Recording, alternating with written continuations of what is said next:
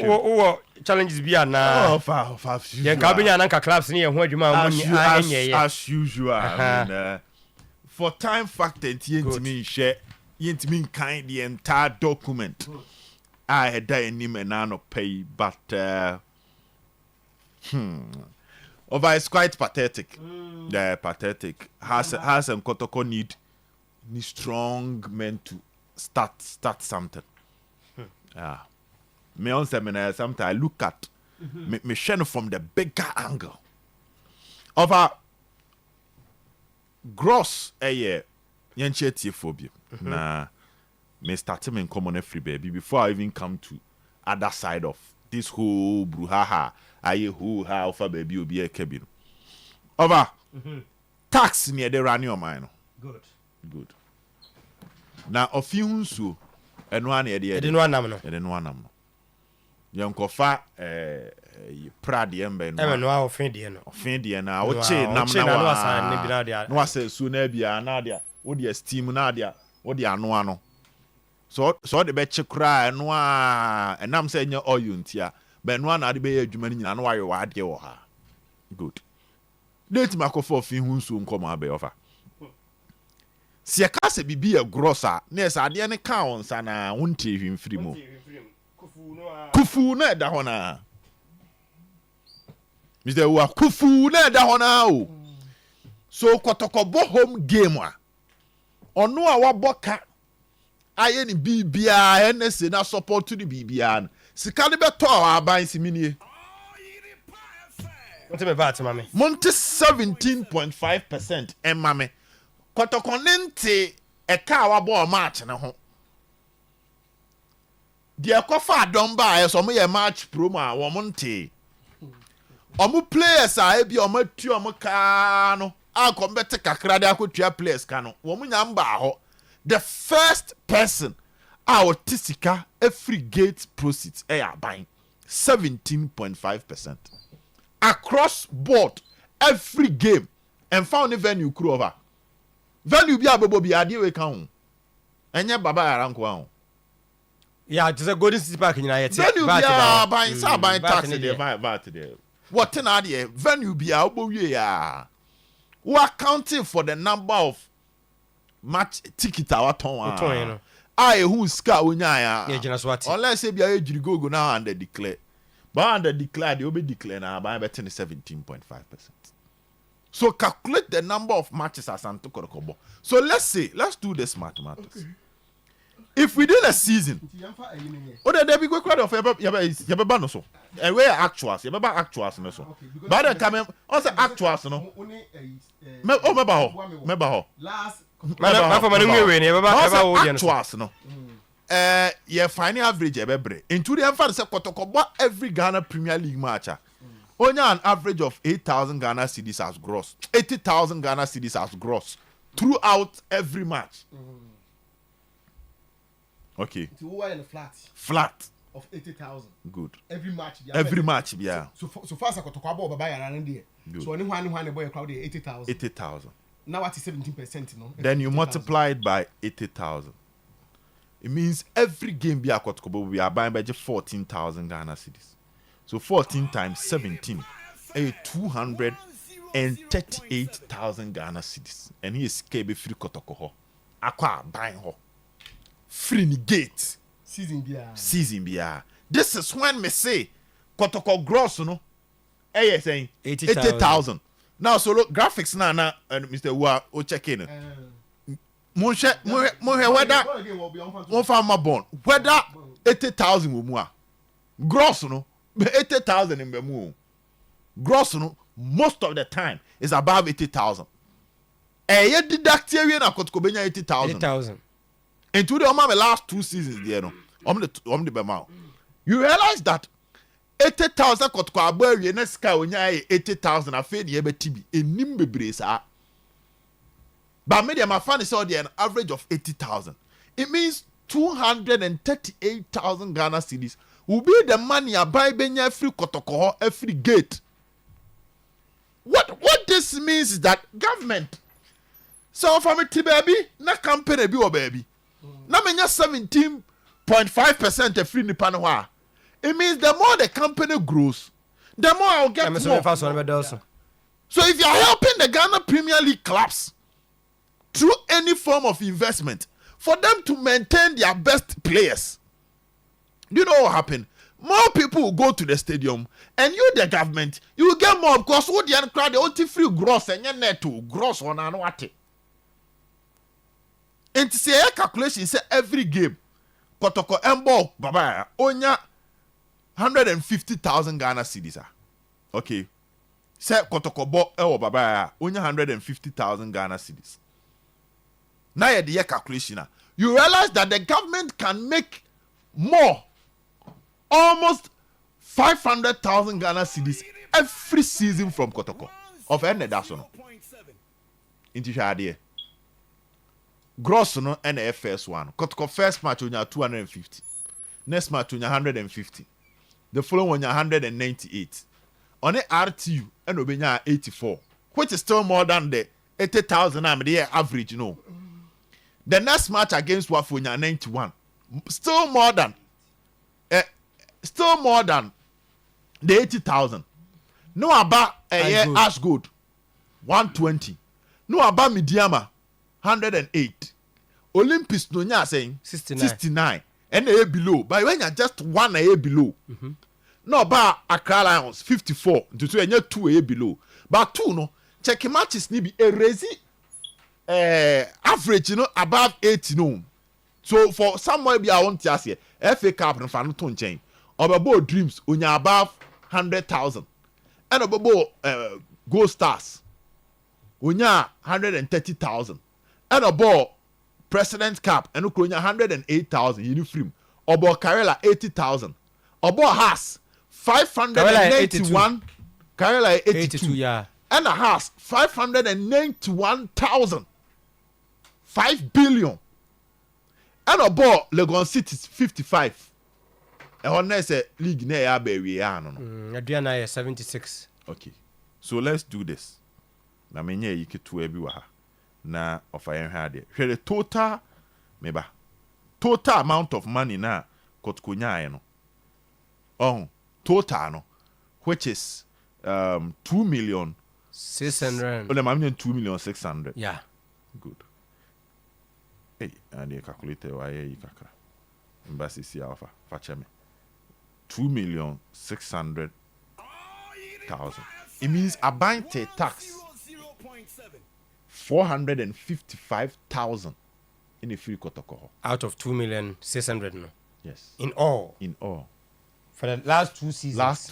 455,000 as tax from Kotoko. Gate proceeds. Has the MI. Olympics the MI. Other teams. And I'm free gross. So that is and it's a club no crab no nya 20,000. Better every and one year free and son we our club no be nya odie. So I can look at this.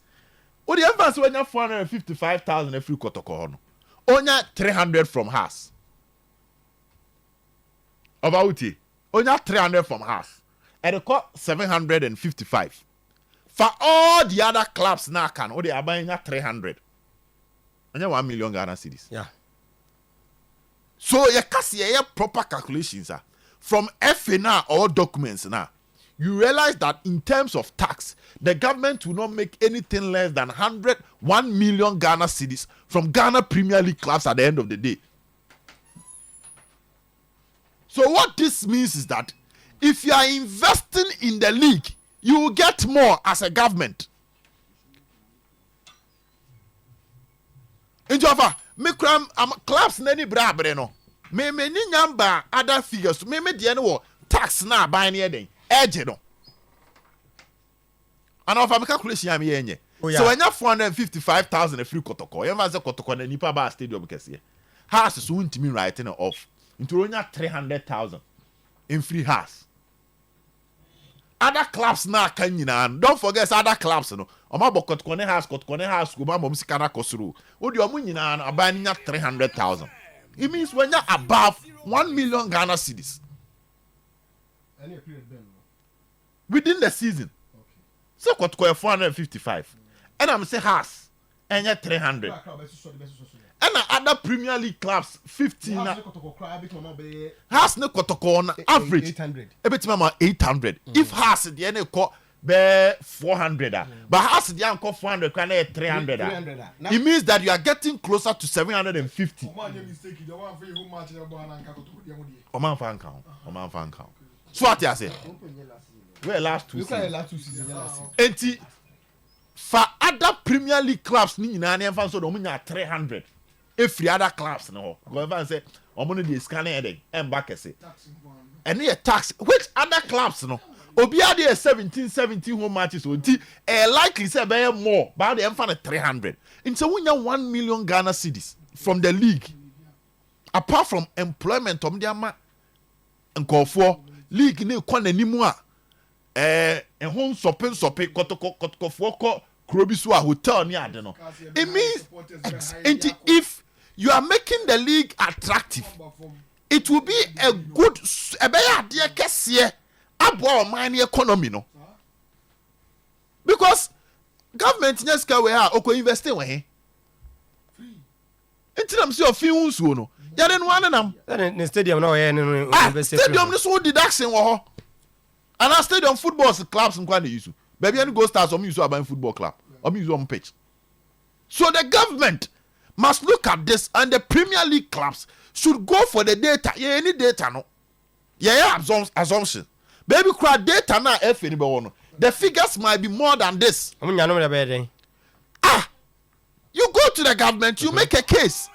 Sir, if the league is growing, you will get more. Sakotoko Africa, na stadium ye ma. A buying gross ne buy out to 17% too. So imagine every Kotoko home game. A buy ne bet me ye bet me nya 200,000. It means the government will make more. Say house kosura, you will make more. If the Ghana Premier League ni be attractive, e ba be ye baby a usu benya bibia den e free. So you make a case to them. Because I'm not interested in saying you free ho. You free ho there's a tax near the board by an obra. But for bibesem of how they make an say for bibesem because who the same ne year. Imagine Kotoko players your matwin. Nanka Mukwale stay. Kotoko players your matwin. Richmond Lamte stay. The best at Kotoko Penny they are keeping them. Imagine say has. They are financially sound to the extent that they are maintaining their best players. No no bomb home there. Send tebi ombekobia number ni be more. Omo home match number ni be more, so the government will make more. About investment and ongoing saying. Investment comes in so many forms. Okay. Yet Kroman are talking about the prize money of the Ghana Premier League and the EMA clubs. Absolutely nothing. Okay. And when you talk about investment, I buy me to say, me league, this amount of money as sponsorship. I'll demand this, that, and you free more. We are ready and because you have a season any sponsor. So sponsor be anyhow. Until last season, Ghana buy a free tax. Or the clubs no money to find you, baby. So clubs in your business can say prize money no. Taxes na metin me take percentage we dey towards prize money. Ghana dey no kwanye different and I see baby say buying the discount. You say see baby. Yeah, situation is different. Yeah, can how. And also sometimes no over. You obi an ne how. You kro bi how be nyom how. But yeah how e tun say see an say.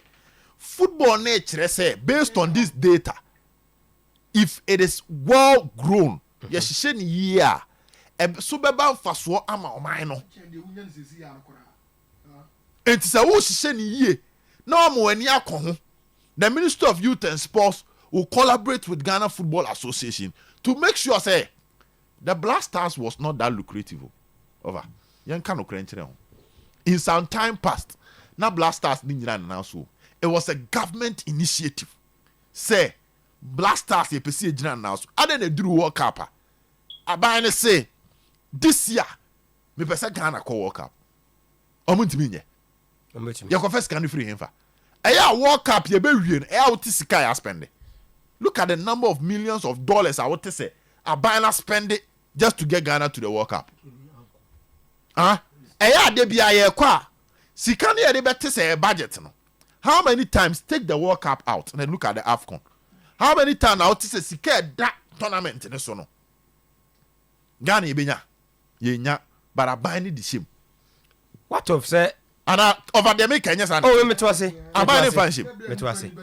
Exactly. So in this case, okay, in this case, if the Ghana Premier League enya some form of backing, regulated, and yes, am I sorry I know what this kind of not the abremu Debbie. And in this case, what's the name? I can't wait promise. The leaders of the Ghana Premier League are not helping or the Ghana FA because if they do a proper research to the last ground, no munya data of how important football or the league in this country a year to the Ghana economy and the financial contribution. If some discussion about any benya, you can make a case and you can get more. But my say abani dia na so agije kakra na nko nsan fa bi memra na iduwaji league no adena like corporate Ghanaians no ntiti omo use taxes so nanka omo no meso in so many forms. Yes, hono be better kaka balance agije offer in so many forms. Yes. So what you say? You can make it possible, say listen. Every major institution, very good. Every major company be a work patemu. Yes. Say doma. Hey, mumbu aduana. Yentim wa is crown. Yes. We na buy amount. Yes, because ubenya be free more. Hey, tamale sha mumbu RT na Karela. So what you say? Good. And then another last time na MP Neka no. Years back, company Bia was sponsor sports. Bia no, yamao a tax relief. Is ever hold here? And they money ma buy taxes in Bribe no bombard gumi. A bad thing. I think say if you will be to my boy, but not so we a company that will sponsor any sporting discipline, including football. Not yamao a certain tax relief because you find say also as why not part of social corporate responsibilities. Yeah. What I say? Because of the emission. What I say? Now let's come to the Wahana Ankasa. This season clubs no comedy omo. You know, I'm imagining because league above we are 500,000 abenya. Players or matuto. Na the yes I be levy from Hall Stadium. Serious. Also be suma omo. A comedy omo. And I almost because 17.5% ne there. Obi anya na agent so oteso. We are now about 5% for risk and security. Risk and security. And also from the gross. What this means that 22.5% will be deducted from the gross. Offer. My expenses and refreshment. Offer me say 22.5% will be deducted from the gross. Abba. If we are not match day expenses. That's how about beteno from the gross. To the match day expenses say any 3%. And now the any no 3%. Oh, meaning 25.5% will be deducted from the gross. You. I feel that says can I can. FAG 10%. Now Premier League board are just 5%. Ghana League clubs are just 5%. Now the National Sports Authority are just 10%. 10%. Now when you're 70%. Now when you're 70%. We. Honey, Ebesaya, Obesa tria 4,000 Ghana cedis. For you okay has you in crying common. We are common here can yes. Very good. 4,000 Ghana cedis. Ube tria and no crans and a stadium no. Yeah, the amount. A amount. Match announce ye biama for season. That match back. Say no now the bebo. No one thing here na can say for the season. Per and here for maintenance of the pitch. sanitation and utility. Different, and a percentage now was adding a different. But they will be to order. Meaning, in 17 matches, the clubs will not pay anything less than 40. No, there will be more than 47. So 4,000. So 4,000 times 17, about 68. So 68,000. 68,000. The 680 million the better order. Yeah. If the match is played behind closed doors, there. BBC say bona obi ankwa yi a. And you be just 10,000. No, 10,000. 10,000, yes. At the Amman National Sports Authority for using the venue. In case Obobo na Najwa, and also any form of attendant cost.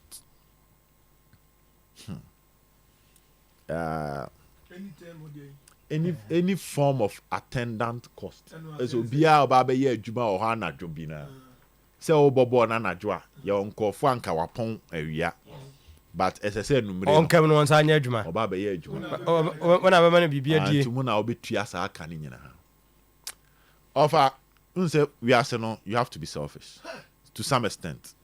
The National Sports Authority is looking at on only interest. Wa anwe clubs no. No, nya on you know mo. But o he no so ni. O he de be bo ana say na make say na wadwe no na so wa anwe on hwe club ne de no. On timi madwene ma over. On ka so na ka wadwene. On ka say bobo na e mani pemba o.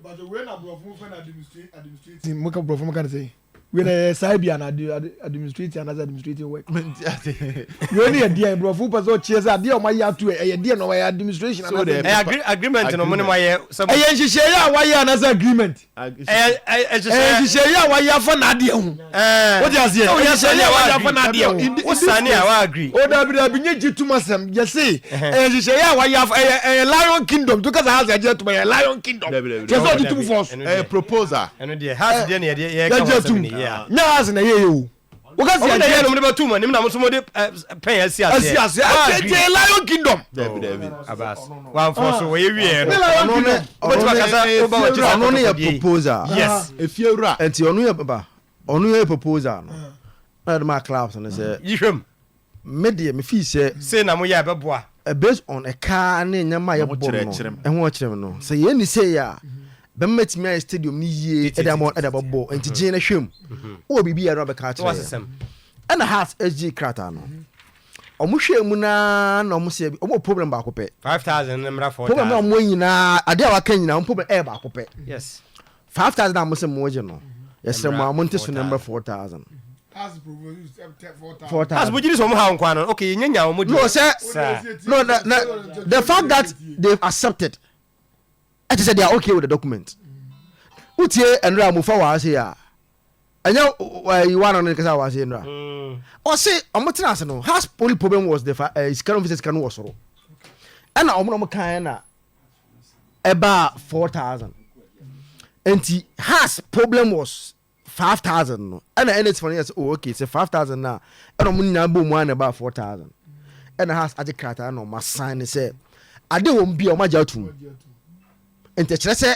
has are okay with the agreement now tino beyond that kata no okay ya ade bi no ehu say like yeah enyu say for example but 17.2 million on the send there and the national there you can't go and blame it on NSA see it this will be and national there munu kisi akọ bibia VAT beto 17% 17.5 no ntenye se club fo nkwa na chomo wo sisi akọ business a sa na ebetew me yemi business a sa na ebeteme abazu ko business a sa 17.5 sa na ebetew ntenye se bia no na club asem but nsema bi mu can say for example the creative arts industry no we able to go and convince government say 17 no yes my doorso emma good reasons why government should accept the proposal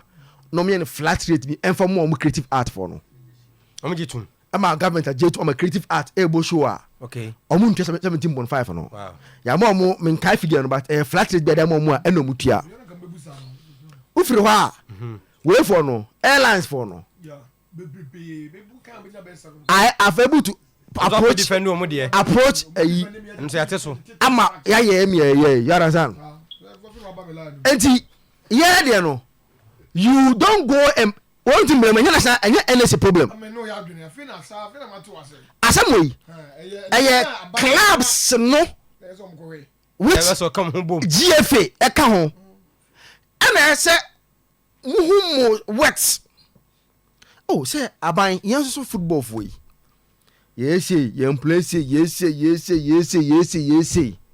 na mo anhwe ni ya na eto say ya ye ko ebegu na egun so a this is the effect on the yeah depends on the meetings no mu team bio every team gaka team no mu na say enti egu a ehun suso abewo o man no so nie saa nkola no be da na Roberts be da ni say then you make a very good argument na aban you understand but yeah there no omunye na no ya na yeti ase na say fanatic committee be say to find the football contribution to the economy now we the down no doctor and abi na there's a committee down up to now omuntin for document bi amba ya kire say football na ebonu kuma say no the contribution to the economy ni up to now omuntin yes document no committee 19 years na say FM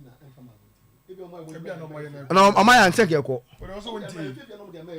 but bibi anko mpese as we see today bibi anko aban ho okay bibi anko ye why say yeko o ma ye kura re nko bibi anko ye enti as we see today they don't know their contribution to the economy football no the yama economy no onim asase mu wie wonwe ni dabi so onim onfa he ko ka po mu nim de akwaje oh yabas ya betene tias mati wasem na si o wo mbacho no do bam de ba so wonim de a abas itie mi mbacho ya betere ahia mitimi ma ho ana dia bia so ade apon utie asem na abas walk up no wo walk up bam de a obey mistake walk up you know one you go walk up bako in 4 years qualifiers ya gba be 4 or 5 matches bi that be give me no am abani nim dia yeah because on nim say producer na dia me nya gene that be football no football na national team o and about we mistake no obi mistake football na national team football e club football the abani nim dia football ye ma o mai ano be dey ni won justify dia mbacho aban no ebi na say over the kan mun for data nko mun prove say any aban nim dia Ghana football ye ma o mai we in raw radio with him but then the money mbacho when they just sisia mbacho abas mbacho sisia aban ni ben ana bet pa ko busa ne say Kotoko employ how many workers they can't give you the numbers can they give you any number munim mbacho can you ask any government official say Kotoko salary gross in terms of busumi so no mutuaka say netua onim aban ni me waka kacha ne say bia stadium in terms of match day like these are things that it should be documented any eka ho asemi obi what tax e o bet so onim what tax of football bet so who's onim the football de ba abas I say football about the tax of bet ko what tax so tax in the ball no register no obo de match what tax but yes as Zaki Ken it's supposed to be official wonim na bia ka so mo fan coin na no document abas bacho what tax ko bet so me bacho wonim dia ba and say dia no on be bresa me bacho creative art for no me bacho creative art for no tino aso je so de to boss na chere abas mu ye bia obeti ase creative art me ba asoja bi tomo so ase na bi sasem asoja bi aban nim Ghana football de ba anu waka wase ye na za kan chere to asoja bi ntie bi na woko wase aban nim de Ghana football de ba na aban bebo democracy cup wodi e na odwene fa Kotoko ne ha se ho obde ball ba wem no yihe mienu za ko de to aso ya ku enimo obeba so tino creative art for no me pa cho December ye bo show a aban me for omunko bi mebacho so onim no a December e bo show aban for no munko bi omukotara okra omukodi ase nyina mebacho aban for no na tena se no me say create alfo e tax ya to sama mana because of your best 70 ati so na ya bi na tena ase ana mu yankata se na ba se no se e kwa the data na eko yen koka ne real yen koka ne no aba so nya yen ka wansam yo e mo so ntia mes mas o tie de like obeti nya motra unse bom se na ontia se asem ni nya ne se asem obi dim ene manfa anko sunsuye wom obi ye den obi nim ade ene woni ade na wondim no kure manfa anko no ofa ne se wonim sunsuye wom minim say Zach was sports officer on the here am e bi no Zach ne ba manim what letter ba wo hia mo nko wo hia gare kan wo hia ha ba ambani official ba yen mom say Zach kas yen mom na yen fa nko ene o start asem ne sa wo say yen yan fa nko a aban wonim kura na wo mfi yen sa na me ti asem na sa ba to so wonim dia aban be ni wonim say ni pa he na mo ti o mo ka isi ministry was wonim say ministry ben ministry aban no pa ana me say aban no on what in baby no as nkofo as I employ mo no efa no ben verbal e be implement nipa as I employ mo aban no efa no ben you understand enti you see abas nya bi o wa duru a wanya bote cat asem de enye here abas you see the discussion about what it's about a year enye baby awuna mo ba brasa how because all they need is you have to go there to be able to prove to self yeah we employ ni pese yes is kai spend you say and na mo the football no so ye ton players kwa bontia say you see these are all nyama about foreign player be abandoned tax you know na make say government tax okwa Argentina do onim dia Argentina aban no omo football no mo league no mo no aban the sponsor league no Argentina. Do you know why? Omo ne clubs na yen hye on now look at how Argentina on how omo transfer tie yeah akiti bia na aton boom 30 million 40 million na da Europe. Skara odi shame no. Any player a club sells percentage you are call abuy no. And they are investing in the league. Send me am wetimi a produce good talent. Most tona no wajene dey. Wajene percentage. Adia e was say mkofoti asene say about tax in there me no nya yetie bi o. You see say one understand you ade we first the pacho yenti craft for tax different. And yeti wuti no tax different. Ebom. Me no nyina ye adwo kroma say ya. Say the tax no. Say the class no. Enti abane de ye nyina what tax. Enti nya se club for kwa no tom tax no ho kire omo. Na say me tia say unya yanka ena nka yento tax bibiara. Say ka osika nka ni nya ba wanka woni baje. Ba ni nya mba wo bi ko aba mete ne de akọ. Enti there is a common a year obia ye tini sika. Aso santi na wo club wo to ai bete wo de so because and there a constant figure the whole. But when I say you should be able to make your presentation in a way that will convince or be say, oh, my memo a task waiver kakra. Nebia instead of the standard one, maybe I would end say no what say no the amount. But say one na careful na question be an argument to question about tax there. You struggle to understand baby asem no ejina. Now Tino hwasem bi for NSA there. Tino no there the obeya no beton no we ono you because na no utie nra papa na betina asem asem o kan o say when they are preparing the stadium omo factor ni pe stadium like omo prepare stadium na and omo yan I say they are preparing a full stadium for a match. Eti ebia the preparation no stadium near 40,000 40,000 preparation oye. And in terms of samana and toilet roll in the man of no, they make preparation for say stadium capacity na eba. By be eba no. Na be na 10,000 bi na aba. Na ba stadium ho. Ya na san. Na okoto awie. Oto awie ka. What do ka to na awie na de awie. Pitch no preparation nti omo no hu ni say sa e ka na omo bo no. Ko stadium o se tiro e wo wo so boda. Wa ko wu bi da. Oh. Bazak I point to. People so me ka me ko ho bi da. Ya no ebi won hifa. Wa ko wo so mo hu say tiro oda.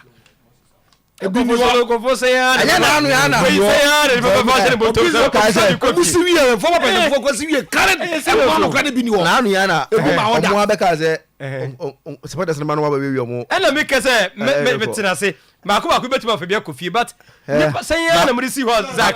To bi oba say me ya fa ba ko. Bako.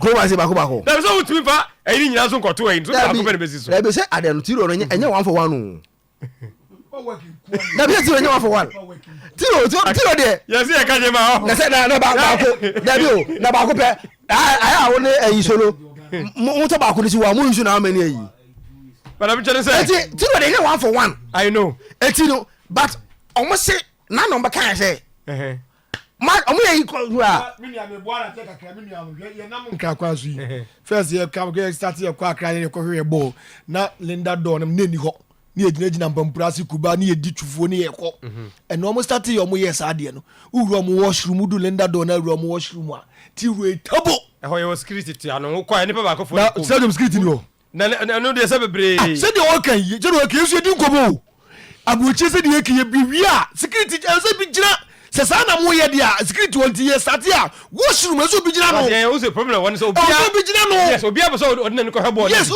bi jira washroom no the problem dey be no have to solve it e dey wo adwuma wo ye e ka se problem ma me ko you ho na me mra ho ati be a jine no da bi otino na yen kan okre sometimes we should mind ways na ko bobo na ye jo 4,000 for ya we it is something that you should complain sentino ma yedin ho ne de for no because we nim why ma yedin kese ti ayi omunya din omunya at least ya te say a house ne lions aye we are in the media yet media work ya say for that document to come out on that Thursday no and baby a free buy no me no yet ejuma na say I purely people that used to do politics and create disaffection me with the NSA and some microphobia chroma say be free buy na because but your house microphone people come house what you want some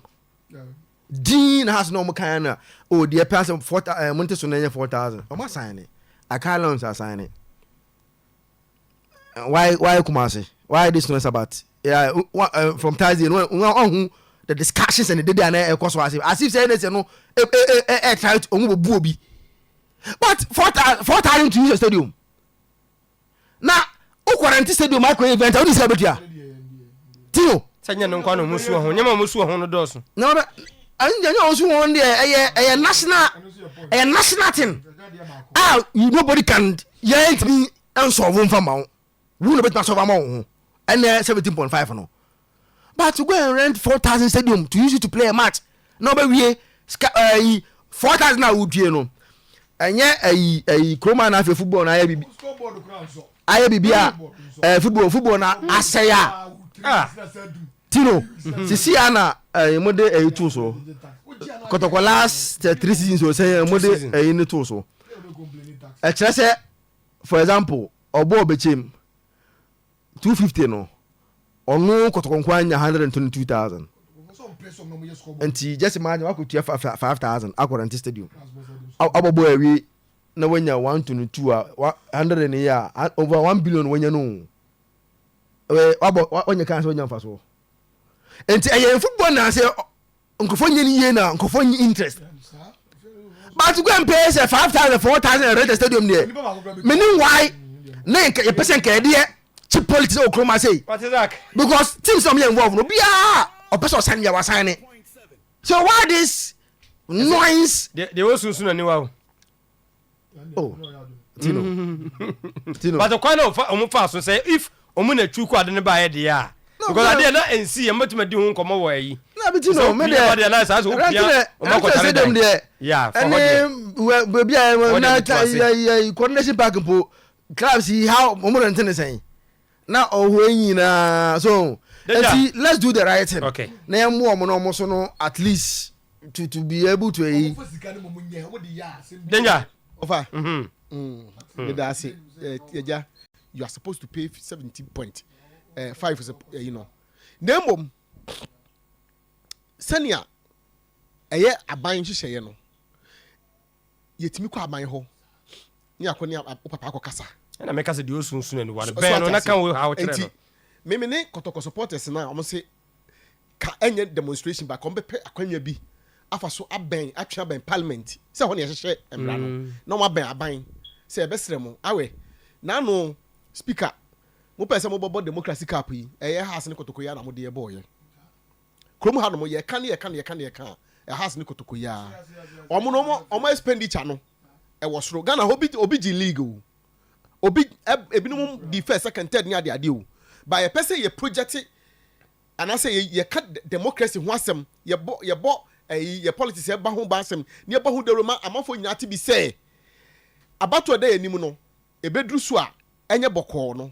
ye ko fa mpanimfo no house ne Kotoko se sremo umeye mayen ampa so omso mo ye ne ye pam enti me feel say de edro no de hwe Mr. Pobi send me message bi unse ono de ye program on fe ni agro ye nchia no o say Baba Yara UAC company be friend from UAC omo no musidi ma Asante man eno na jibo ka wa ha no mo enti Baba Yara no kan ye mu pa nka Asante man dia ena sa Asante man enti mi ahwe so sa Asante man na peso so omo dia koma aban say aban nyi na aban so hwe so na aban so age na so hwe so enti se ho to chima na aban ko pesika no de aban no de be sisi ni kama se de be ya ebetime eden edi agro ho no mo enti se de be ya Baba Yara da bia be wo ho ama Kotoko etime esi akan no ehia se Kotoko so e play ni part na so contribute kakra na Kotoko na se so contribute kakra no ono so se woni ahoden a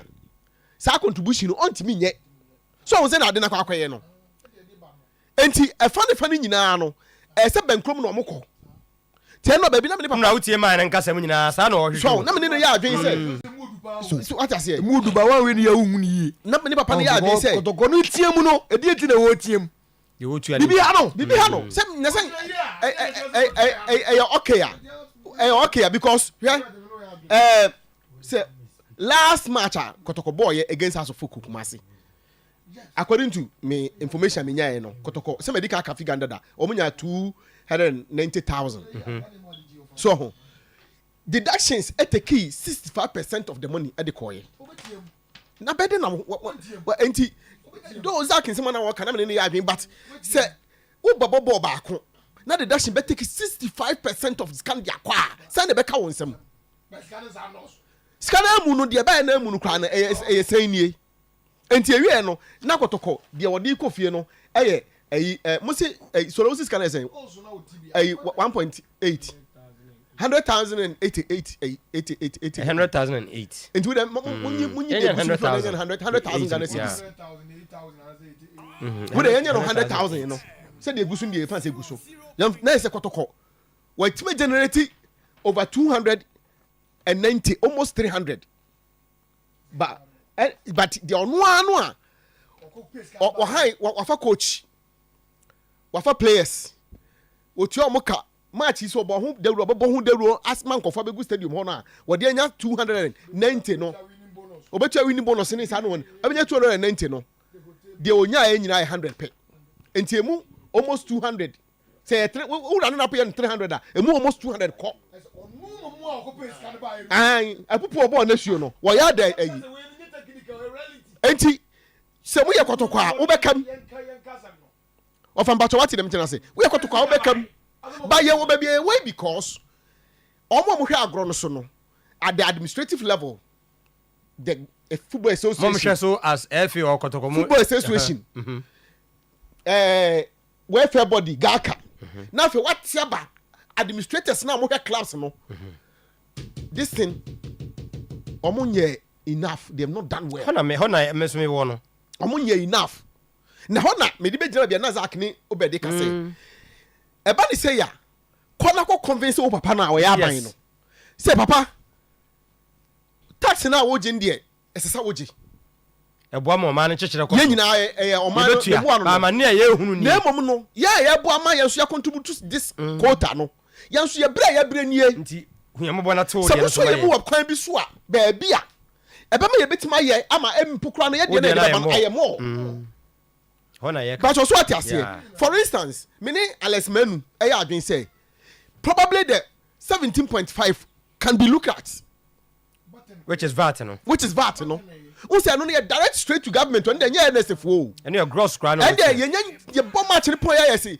ye wie no house ni Olympics Accra Stadium say na enya na agbam ni ate 17 ne dey akoma aban omukoro mu stadium ho straight and say na be all the other deductions no eno na ekọ NSA fo no hono no NSA so wanya adwuma no ontimi nya ma because stadium ho ya prapra ho no kredi du ba bia mom dia sa wo wura ba fa so fence washroom ho ma stench na wo no wo kofia na wo yare o nti ye ka nyina na NSA fo no so no ya na du ba bia na asam ne ka ye din because adwuma no omo gi sika de ba omo nye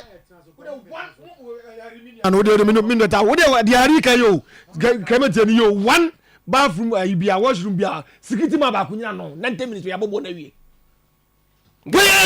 obi akọ stadium okọpẹ bọ ye program da bi o manage stadium a wo na akọhwe bọ ya wo hwẹ mrofo no o manage o jira hajina wonu ka wo hwẹ bọ wo hwẹ nipa no ya pese ye move forward e pese ye koye nim as o man enti say of employees still what be say o mehwe stadium ho no ne fa ba bia na adwuma ne say ho no na wo hwẹ say ne be ya ofa edu bi na so koto washroom no a no krani nyame anim ni ontimi ngura so heat ni nti ontimi bia dodo na ba gata na wo se po gata na da chira ho no ba gina ho because no krepa wo mu ni say wa hwe ya bakọ kotu asika so kohwe ball ba wo kofie na wo ya wo de yare na ekofi so every 1 minute bia so obi akoko wie ya obi wura so na nipa me no ko wie ya obi has been taking care of so has a tissue also all this money with all this deduction there and the no man ya na ekohu ni there ya na very serious me na me ya say no na me ni hago papa na ka kire no say look this if you are taking this and you are rendering the bus service to people me ka sem busa say seat na efin wo busa so ya be pass so within short time na mo beba na ti anga sa stadium ayi ka etwa ho hye nyina ko tan nyate ni free hin yenim sem futuro ba yenim sem futuro de travel yes me gitu musa but se mo siesie so ko ade futuro no eso beti obehu enti ya kan nyina no eba be to the football association gaka no mo kotena meeting ni mu no and me I don't know why gaka timi kotena sa meeting mu we ba na side we pepi abon no na make say gaka the PAB the because o man show say o members ne ho o nyina ati meeting no mo gitu because of hwe ayo bia said yes say be make sure say stadium no serene enough say nkofo be ba ho no for entertainment too and say nipa no ba ho no so of say ne ho nto no security wise onye na obi kinko park ne ka obekọ na yetu ni battery de ko achira o ma it reduces attendance another form of attendance tiko oko match take it crowd to cry din oko match amafo ato light ten obi akoyi nipa ba akobi akoyi afa ho soja ni be kudikoboko be bu obi na chama ma soja ni be nyama bome eti normal reduce attendance na affect clubs na omunye sika no edoso different topic but as approaching nkakra na yi nkakra na yesie no in such a way that ofa ebema sikana ye pe no ye nsa beka ofa he na menka se mo nchiro na semse zakito so be ka fa no se men ko nua na na wo busa question bi say baby for so sa no be no na aba se ka say obi asu na ni na say yesu ye hwe situation no ofa at least ye nim ba bia no England football no aba no e interested because omo niska de ma economy no omo ni mo aba no ye interested into omo niska match day on a day match day revenue na clubs no ani kuhu a omo so omo nyom de no aba no so team stadium hu say the same day no ono so sika betima aba no ho no doso enti omo so omo ni kuhu enti ye ma wo kwa ma wonya de wo pa bia sa o enti e hand in hand aba no ye ne de football administrators no ye ne de at the administrative level FA no at the club level individual obi a ye ne de ye be wie no on match day no na patrons na omo ko patronize product no omo akọ no omo de ni je na ekofie apart from the result na make all other factors no mo de nije na kofi even resource wise the club na need dey so man the team the supporters resource no so de nije kofi enti the next day no obeyden obesan ba some of these things has to be looked at enti discussions are say omunya no munya abote no munya table no jojo na omo ba adwena but now what I say but I agree with Obedne Zakito say edubra you cannot go to a buying there be now what kind of verbal we not for data because no yes say 17% no now we are the 12% and now we are the 10% the remaining 4% and I say the remaining 5% no the be we say na menya yeah ye be ka bo mu nyina say na menya na e be so ha mame Kotoko ko abetumi ko dwa de mensa ko ye wo data yi sanye ma sei odi wanim no akọ justify